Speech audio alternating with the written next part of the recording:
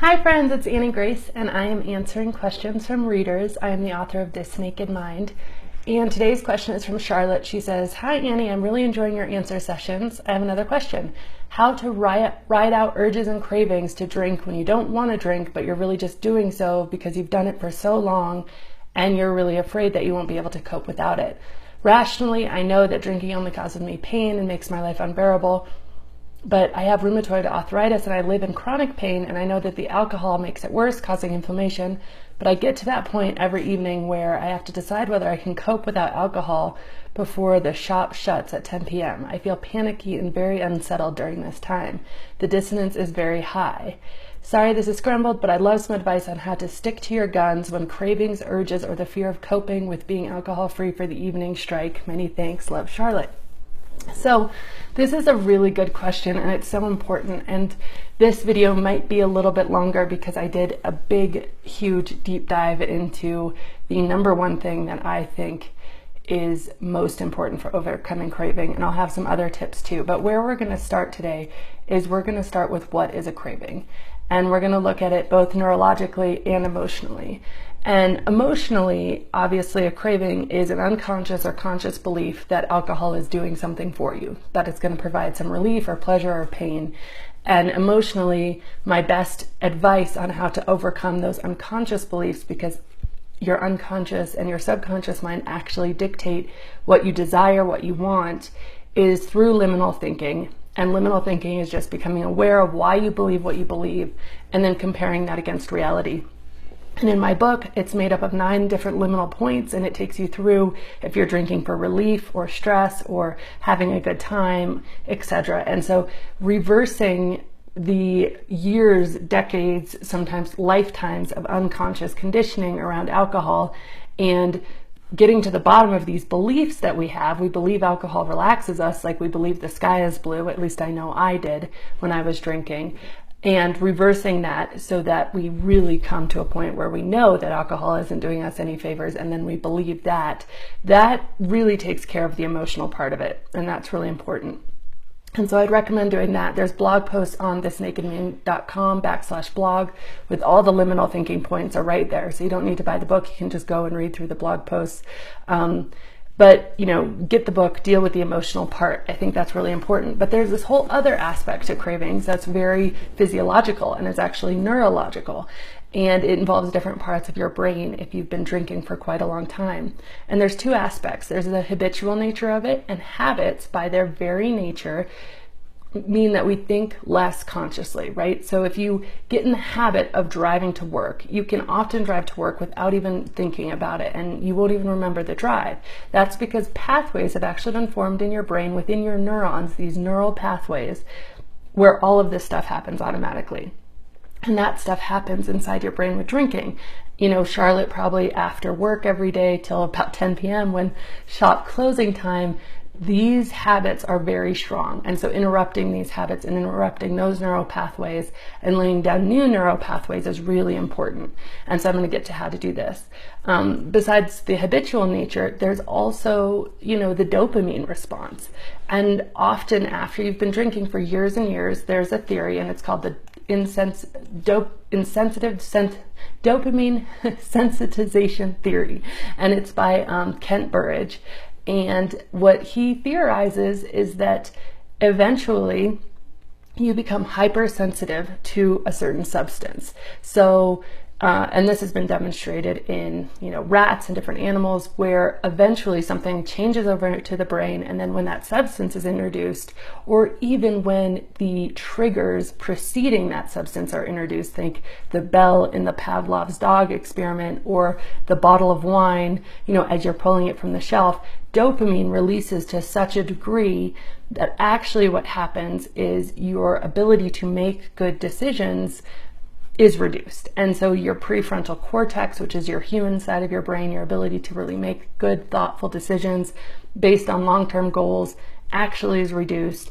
And your midbrain, which is the survival part of your brain, the part that takes over in a car wreck, takes over and starts running the show. And you are faced with cravings, which are much more than wanting. They are very intense. And there's actually been MRI studies done where somebody, an addict will go into an MRI machine and they'll be shown images of the drug that they're craving, and they will show that the mid part of their brain will completely light up and the front part of their brain, their prefrontal cortex, the part that makes good human rational decision, actually goes black. So these cravings are extreme and intense and very hard to deal with, and they happen over prolonged exposure to the substance, so very long time of drinking. And some studies have shown that they specifically happen when you start to use the substance for self-medication, especially when something specifically traumatic has occurred. And that actually encourages your brain to use it in a different way, because it does provide this artificial relief to stress. Your brain gets confused and actually learns addiction and starts to confuse the substance with something that is vital for your survival, something that you need to survive. And so if your brain is neurologically believing that the alcohol is something you need nightly to survive, those types of cravings are very difficult to deal with. But there is really good news, because I'm going to talk to you about a way that's been proven over and over to really help deal with those cravings. So anyway, that's kind of what's happening neurologically in your brain. But your brain, it has the power to actually change and go back. And neuroplasticity is a phenomenon that the Dalai Lama actually talked about back in the 70s, and that's now been proven over and over again in brain scans and whatnot. But we, with our thoughts, with our behaviors, can actually change the neurological makeup of our brain. So these pathways that have happened, they're not permanent, they're not forever. You can heal from this, and that's the really good and important news. So that's kind of what a craving is.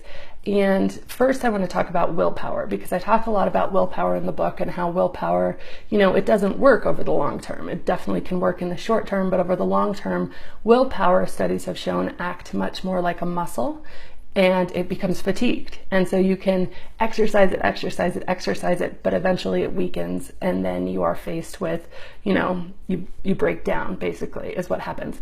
But the good news about willpower is that just like a muscle, willpower can actually be strengthened. And again, that's forming the correct neural pathways in your brain, the pathways of kind of denying the need for whatever substance it is. And the other thing about willpower that's really cool that they're learning recently is that willpower is contagious. So there was this really interesting study done about obesity, and you would think that obesity spreads like, it's a percentage of the population is obese. That makes sense. You would not think that obesity spreads like a virus, that actually, depending who you're in contact with, will dictate if you are obese or not. And if you are in contact with somebody, like close friends with somebody who is, you actually have a 40% higher chance of being obese. So it actually spreads like a virus, and that's because willpower and what we do in our habits, are contagious. So being around people who are exercising willpower, especially when it comes to alcohol during those times, is a really important suggestion. And there's all sorts of great online forums. ThisNakedMindCommunity.com is just a specific Naked Mind community that's really positive and empowering. Got HelloSundayMorning.org, JoinClubSoda.co.uk, and 1 Year No Beer. And these are all really great online places where you can kind of connect with other people and get some of that contagiousness that willpower is, which I think is really important. Positive peer pressure, especially during these times of cravings, can be huge. So willpower is one thing, but the most important thing I want to talk about is mindfulness. And mindfulness is something that I think a lot of people get confused about. Like, you think that it's meditation, you think that of monks sitting there and, being very blissed out in some Zen part of the world. But, actually all mindfulness really is it's defined as non-judgmental observation. And it has 3 components: attention, awareness, and remembering. And the remembering is remembering to bring your attention and awareness to whatever you're being mindful of. And studies show that mindfulness drastically reduces cravings. And there's more studies coming out all the time that prove this over and over again. And it's not a hard thing to do. It is, kind of boring at first. And I will say that has been my experience. But as you get into it, you find it actually not boring and extremely empowering. So there was a study published in the Proceedings of National Academy of Sciences, and it found that smokers who were just briefly trained with mindfulness around their smoking habits curtailed their smoking naturally without any effort by over 60%. And there have been all sorts of reports of mindfulness reducing cravings. So there was another study where they had two different components to this study, and they demonstrated it was a thing where they showed again, images and things that created cravings to people who were addicted. And then they did interviews of these individuals to see, what the people reported. And then really exciting about this study specifically is that they did MRI scans to see what was actually happening in the brain. So the verbal reporting of the people who were studied said that mindfulness reduced their cravings, and they verbally said that they felt more in control and stronger after using the mindfulness technique. And really interestingly, the MRI of the brain showed that the areas that are specific to craving related things, so one of those areas is the anterior cingulate cortex, actually had reduced activity. And even more interesting is it didn't just reduce activity in the craving areas of the brain, but it disconnected the regions of the brain that make up the craving network. So there's a region of your brain that influences craving, and that's where you feel desire, the anticipation of whatever you're going to do, or where you experience the stress of not doing whatever you're going to do. And those two emotions can be very intense. So that's one area. And then there's a region of your brain that actually motivates you to get what you want. And the mindfulness study in the MRI screens, they showed that those were actually becoming disconnected. And so further reducing the strength of the craving. And there was an experiment, another study. I'm going to go deep into the studies before I tell you how to do it, because it's really important that you know that this stuff works, and it's very scientific, and it's not just some mumbo jumbo. There was a doctor, her name is Dr. Kelly McGonigal, and she has a book, which is a great book. It's called The Willpower Instinct. And what she did, it was called the torture experiment. And so she had smokers come into a room, and she had told them not to smoke for the preceding 12 hours. So their physical craving for a cigarette was very high. And she did a ritual with mindfulness for half of the people and not for the other half of the people. And with the mindfulness, what she did is she took, she goes, okay, pull out your pack of cigarettes. Okay, look at it, smell it, unwrap the cellophane. Okay, get out your lighter, but don't light it. And so all of these sort of things were happening, and she was directing them to go really deep into, how does this make you feel? What are you experiencing in this moment? How is your breathing? How is the pit of your stomach? What is your mind doing? What are you thinking about?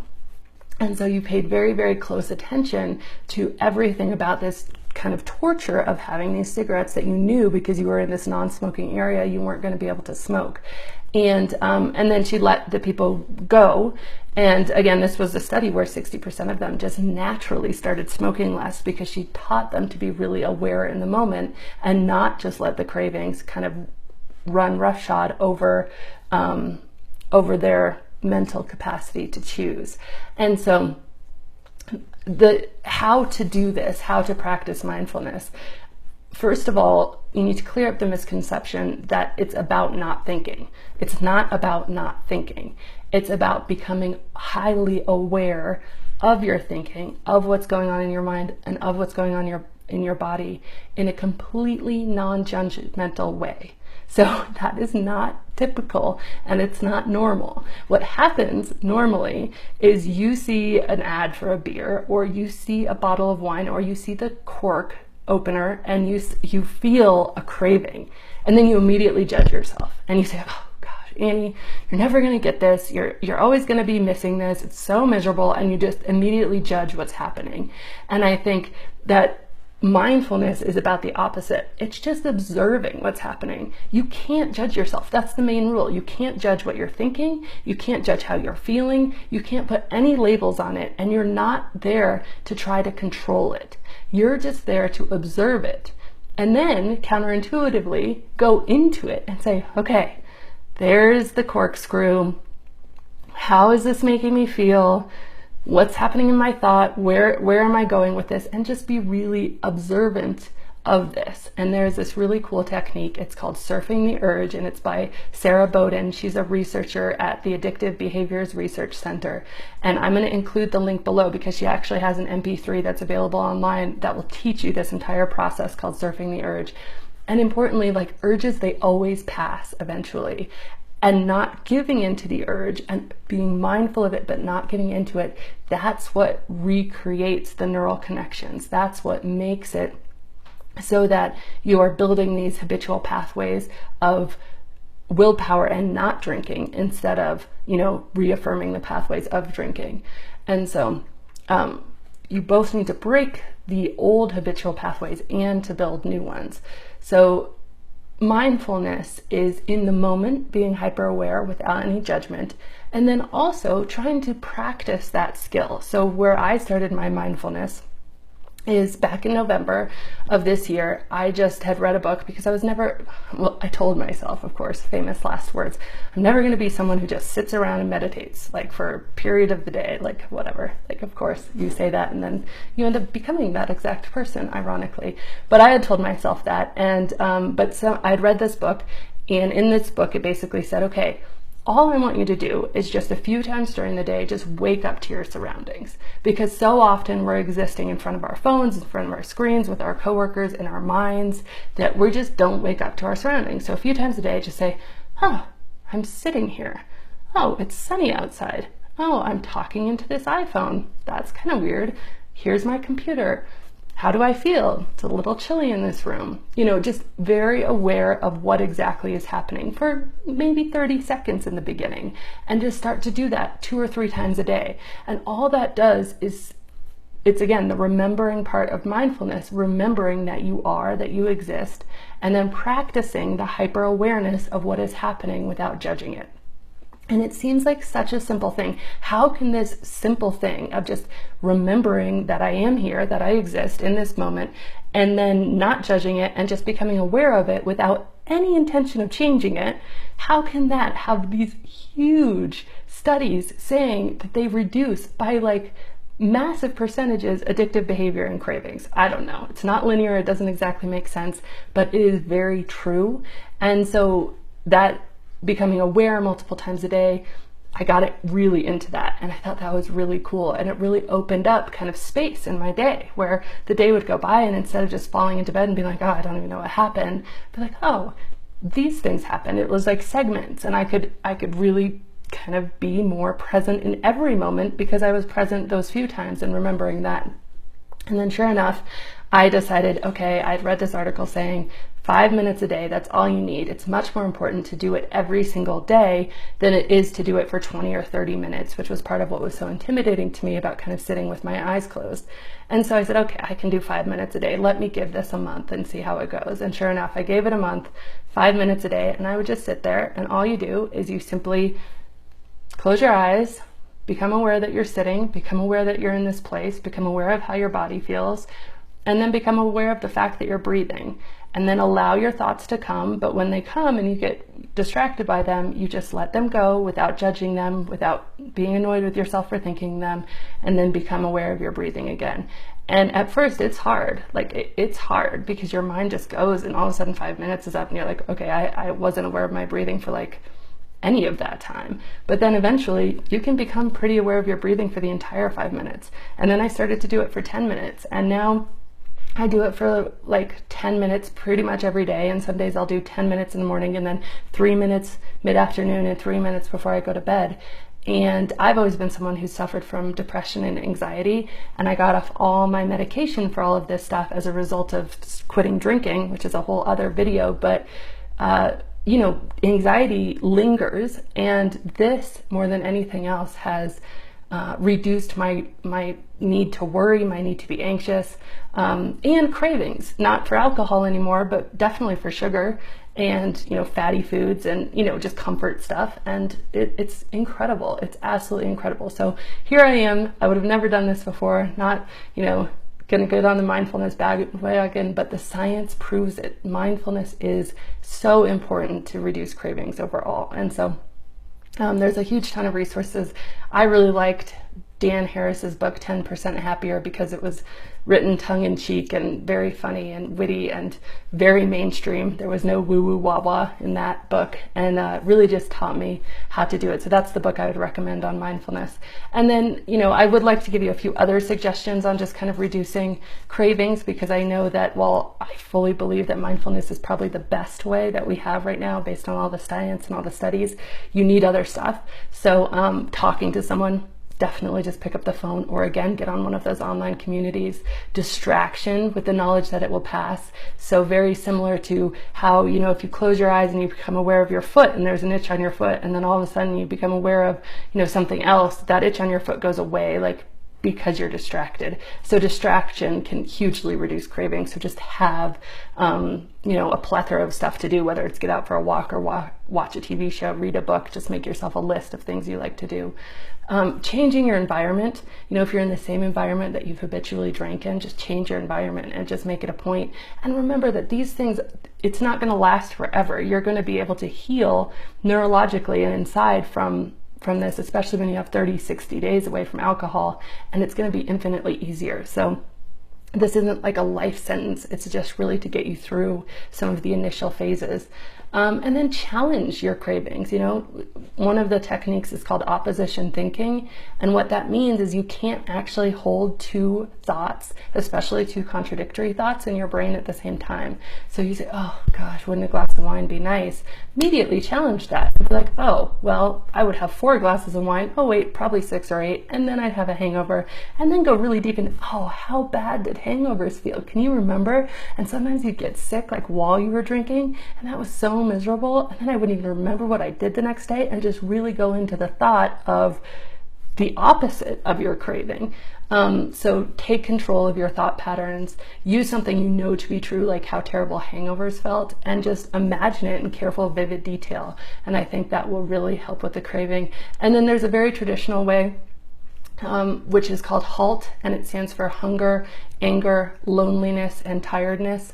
And that's just trying to be aware of the fact that your triggers might be those things. Most people's triggers are those things, and try to avoid being hungry. If you're lonely, seek connection. If you're angry, do some breathing exercises, whatnot, and calm yourself down. So those are my advice on overcoming cravings. Charlotte, best of luck with this. Let me know what you think. And if anybody else has any other things that they do to overcome urges, overcome cravings, please post them below. And again, this is Annie Grace, author of This Naked Mind. Have a great day.